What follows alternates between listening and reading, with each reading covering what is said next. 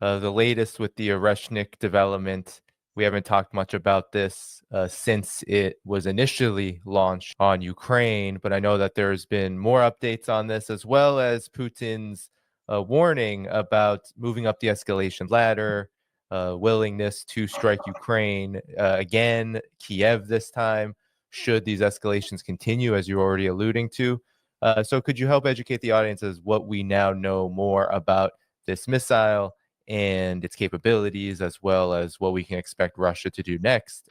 Let's start with the U.S. intelligence community. I just spent some time bashing them because of the politicization of their intelligence. That doesn't mean that at the lower levels, at the collector level, that we can't collect information. And we have, since the early 1980s, focused a tremendous amount of resources on intelligence collection platforms and capabilities that track, Russian missile development. So when the U.S. intelligence community said that this was an experimental missile that was a derivative of the RS-26 Rubyezh missile, which was a missile that was developed in the early teens, 2000 teens, 12, 13, 14, 15, 16, 17, I think it was mothballed eventually. Mothballed because it was in violation of the INF treaty. So they said, well, we got to, we either have to declare it as an ICBM. It was tested once or twice at ICBM range, which technically allowed it to be classified as an ICBM, but the warhead configurations they were talking about, 3 avant-gardes, for example, would have made it impossible for it to go ICBM range, which would have made it an intermediate range. So rather than deal with the legalities of it, the Russians just mothballed the system. But when Trump withdrew from the INF treaty, the Intermediate Nuclear Forces Treaty that was implemented back in signed in 87. We got the 37th anniversary of it coming up this week, December 8th. Implemented in 88, I was the first INF weapons inspector on the ground in the Soviet Union, more by luck than skill, but still, it's a nice title to have. But I am intimately familiar with the Intermediate Nuclear Forces Treaty and the weapons systems involved. And, these are very dangerous systems, destabilizing systems, and we got rid of them. We saved the world, literally. But Trump withdrew from that treaty. Putin said at that time that he's not going to develop intermediate missiles and deploy them as long as the United States and Europe doesn't put any intermediate range systems in Europe. Well, in September 2023, we did just that. We brought in what we call the containerized launch system, put it in an exercise in Denmark, and the Russians shouldn't have done that. And in July of this past year, Vladimir Putin apparently, and he publicly talked about this, alluded to it, but gave orders to bring the Rubyezh back out of mothballs and bring it online. The problem is you still have the Rubyezh was designed because of the INF treaty. They were trying to get an intermediate range capable missile that could be classified as an ICBM because of treaty requirements, but it was to meet an operational mission, meaning missions where you can fire a missile without fear of being called an ICBM attack. The mission, though, of this new development of the Rubyezh was no longer the mission that it was designed for back in the 80s. It now became a weapon of response to the introduction of intermediate range missiles into Europe by the United States, namely the Dark Eagle, which is a hypersonic missile that we've already deployed certain elements, but the missile hasn't been fully developed yet. But it's supposed to be deployed by early 2026. If that happens, the Russians have to have a system able to respond rapidly. We go back to the Cold War, 1982, when the United States was talking about deploying the Pershing II missile, which is, again, very destabilizing from the Russian standpoint. 7 minutes after launch, 7 to 12 minutes, it hits Moscow. Not acceptable. So the Russians developed a system they called the Skorost. The Skorost was just basically the They said, we need a missile that can rapidly strike Pershing II sites when the Pershings go out in the field to stop them from launching. That's why it's called Skuros, quick, rapid. Well, they didn't design it from scratch. What they did is they went into the Vodkinsk and at that time Nadaradze design bureau's toolbox and said, we'll take a little bit of this, a little bit of that, a little bit of this, a little bit of that, put it together. Boom, we got a Skuros. They went out, tested it, put it into development. It was ready to rock and roll. Then the INF treaty came and it died. But it was still a valid concept conceptually. The Russian strategic missile forces, with the treaty no longer there, when Putin said we need to respond to Dark Eagle, they said, boss, we got a plan for that. But we're not going to call it Skuros, but it's going to be similar. We're going to build a system that's intermediate range. We're not going to design it from scratch. We know what we want, so we're going to go pick parts, pieces here, there, and everywhere. And it looks like they picked a first stage from I think it's the Yars M. It's an all new first stage, all new solid fuel technology, design, the whole thing, top of the line. They have a second stage. I don't know where it came from, to be honest. And it may not be a major second stage, more of something that separates from the first stage and allows to get up there. But the third stage appears to be what we call a third stage. It's not normally. It's a post-boost vehicle. So if once you separate, if you have multiple independently targeted reentry vehicles, MIRVs, on this bus, the bus will separate, and then the bus it has gas ports that and it separates and aims, and then releases the MIRV on targets based upon the geometry of its trajectory, and it can deploy those. And generally speaking, they deploy in a linear fashion. So it's boom, boom, boom, boom, boom, or boom, boom, boom, boom, boom. But it's linear because the bus keeps its trajectory going. The new missile, and again, Putin alluded to this. He said, and we even made use of something in the new Yars M.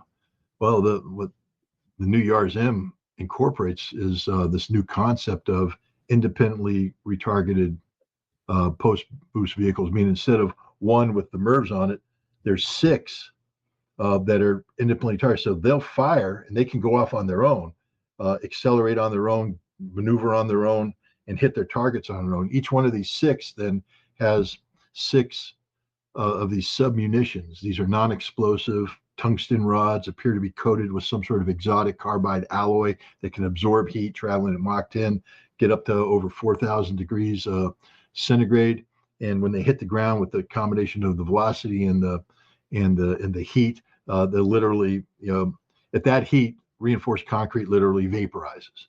And so the idea was to lay that down. This missile was designed to take out Dark Eagle.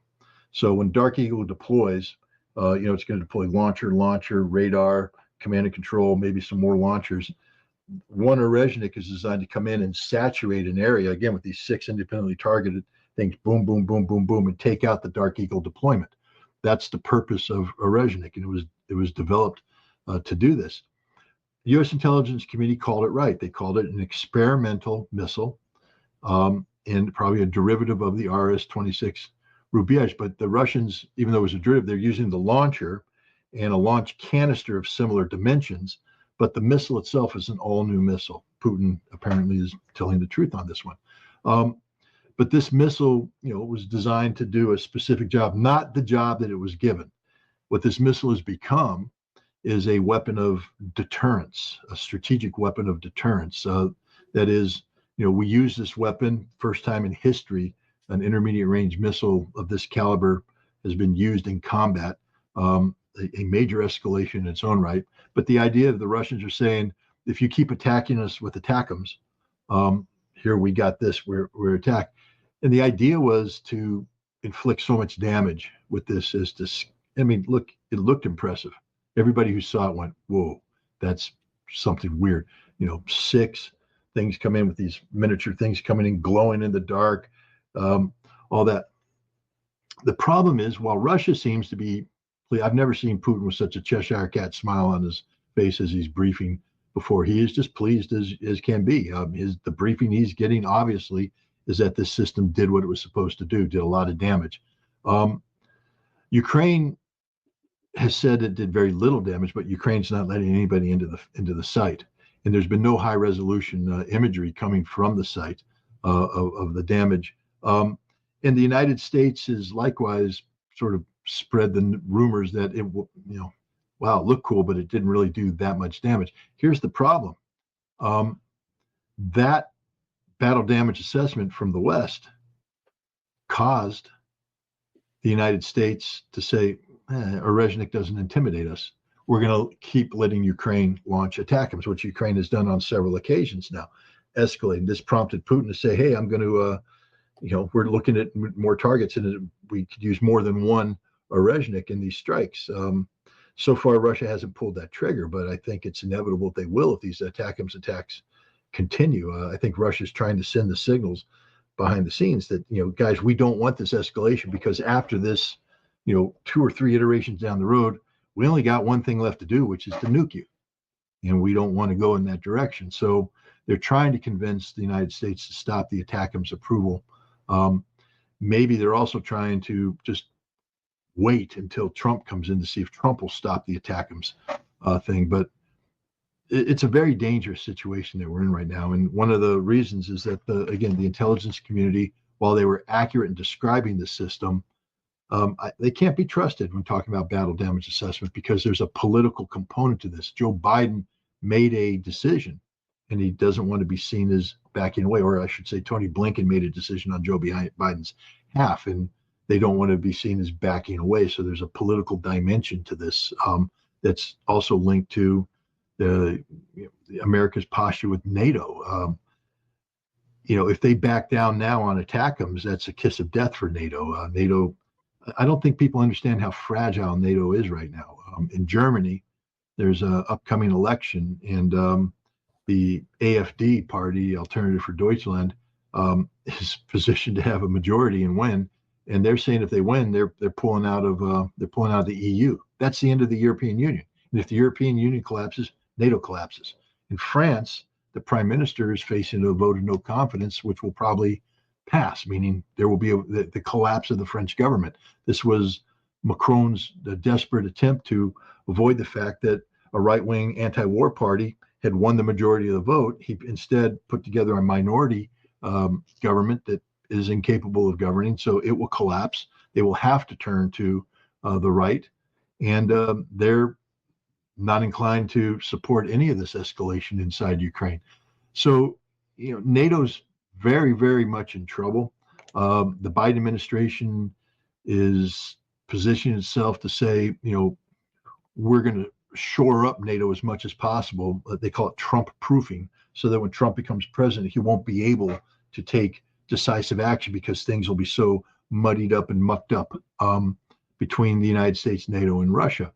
I think Russia understands this, and you see Russia trying to be patient, which is why, look, they cleared the airspace over Kapustin Yar, which is the test facility where they launched the first Orezhnik missile about 800 kilometers away from the target that was struck. They cleared the airspace up through November 30th. Well, here we are, December 2nd already? And, there was no Orezhnik attack.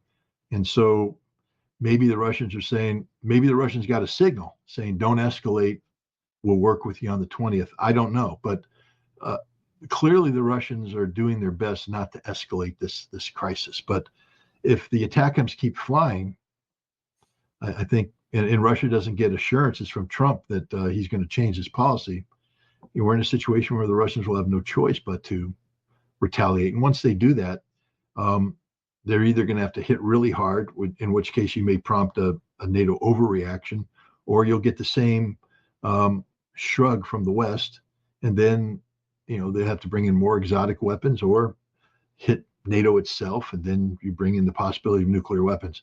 You asked Andre the question, what's the biggest story of the year? I think it's the biggest story of the year is Russia's new nuclear doctrine, because it's the one thing that can kill us all, and it's still very much in play. I think people should be impressed, not impressed like, wow, that's cool, but like, oh shoot, I'm scared.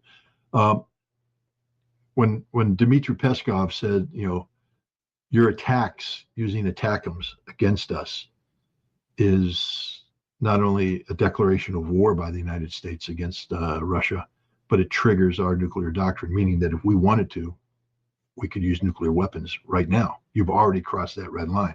I don't think people realize that we've already crossed the red line. How close we are to a nuclear war that would end life on the planet as we know it. So that would be my game-changing event for the year. Is, oh no, we can't talk about that because that would be the truth, and we can't handle the truth. I mean, sorry to throw that Jack Nicholson line in there, but there it is. And this is the same thing with Russia. Who the hell is Keith Kellogg? I mean, I know who he is.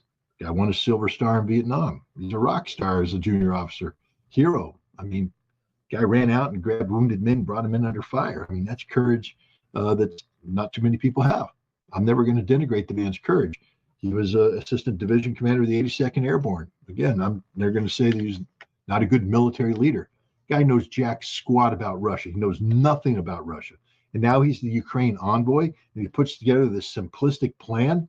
I mean, who in God's name, who knows anything about Russia, would say, yes, they're going to freeze the front line, inclusive of Ukrainian troops in Kursk? That ain't going to happen. First of all, they're not going to freeze the front line. They have an objective, which is that all of the 4 territories that have been absorbed by Russia constitutionally, all that territory will belong to Russia. That's an objective. So they're not going to freeze the front line. They're going to say, no, the front line will be where we decide it's going to be at the end. They're going to say there has to be a buffer zone now because Ukraine is attacked. So there will be a buffer zone, not of Ukrainian forces in Kursk, but of Russian forces in Sumy. They're not going to allow 100,000 NATO troops to come in and patrol that line. That just isn't going to happen because Ukraine will never be part of NATO. This notion that in 10 years Ukraine will be NATO, Russia says never. And it's going to be never because Russia is winning. The idea that Russia would freeze the conflict and then yield to all these ridiculous points because somehow does Trump not understand that while Russia would love to have sanctions lifted, they're not going to give up their victory just to get sanctions lifted. They're doing okay. They found a way around it. And it's Europe that's doing quite bad. And it's the United States that's paying negative residuals from the European economic collapse. Why would Russia give this all away? This is amateur thinking. And it's reinforced by the fact that he has surrounded himself with people who don't know anything about Russia. Because again, we come down to the fundamentals here. To know something about Russia, you got to go to Russia. You got to meet with the Russians. They had a wonderful ambassador, Anatoly Antonov. Tony Blinken should have been having lunch with this guy once a week. They should have been inviting him into the White House to talk. This is what Kennedy did with Khrushchev back in the Cuban Missile Crisis to resolve these issues. No, they isolated him, didn't talk to him. There's no talking going on, which means you know nothing about what's going on inside Russia, which means when it comes time to assess things about Russia, you get it wrong because there's political motivations attached. We need Russia to have collusion here, even though it's just a made-up concept by Hillary Clinton. The CIA and the FBI immediately start going out and finding evidence of collusion. I mean, some of it's manufactured, Steele's dossier. Others are just taken out of context. You can get a phone call with anybody saying anything in Moscow and isolate it and say, see, right there, that's collusion. There's no collusion taking place. It's a dream. And now we have a situation where they're talking about, Russia, the CIA, the intelligence community just came out with an assessment that said, Russia's not serious about nuclear weapons. They're not going to use nuclear weapons. Don't worry about it. It's all a bluff. Then Russia publishes a new nuclear doctrine that says, yeah, we've lowered the threshold. And, oh, by the way, you're already over the threshold. So you keep firing ATACMS at us, and we're telling you the direction we can go. And yet the CIA, who we're supposed to trust, the guys who manufactured collusion, the guys who have to tell Biden that Russia's weak so that Biden can sign off on the ATACMS strikes against Ukraine, despite the fact that the Department of Defense already said, no, they're serious. We don't want to do this. So let's just keep the Department of Defense out of its decision-making. We'll go straight forward with Blinken greenlighting this thing. We're to trust the intelligence community about this life and death issue. And why should we trust him? When was the last time somebody in the intelligence community met with Vladimir Putin? Met with his senior leadership? I know, and Burns, William Burns, the director of the CIA, has this relationship, but it's a poisoned relationship. It's meaningless now because he can't be trusted. But otherwise, there's nobody meeting. I've had more meaningful relationships with senior Russian officials than the CIA has, or the State Department has in the last couple of years. But God forbid they tap somebody like me to come in and advise, because you can't. Oh, he's pro-Putin. No, I'm pro-American, man. I just want to avoid a nuclear war, and I think if you want to have good relations with Russia, you need to understand the Russian perspective. Keith Kellogg doesn't. Sebastian Gorka doesn't. Michael Waltz doesn't. None of these people know anything about Russia, and yet they're advising the president on some of the most sensitive Russian issues. So it's this is what happens. We get this fantasy world that's crafted by people who don't know anything about the world we live in, but all they know is the fantasy they've created. That it's premised on what America needs and wants. It's going to get. Where we create our own reality. If you remember, the Bush administration once said that we don't need to deal with facts. We create our own reality. And Trump is very much from that school. He believes he can come in and make 2 magic phone calls and bring it into this conflict. He's going to be sadly disappointed. He may have leverage over Ukraine. He doesn't have any leverage over Russia.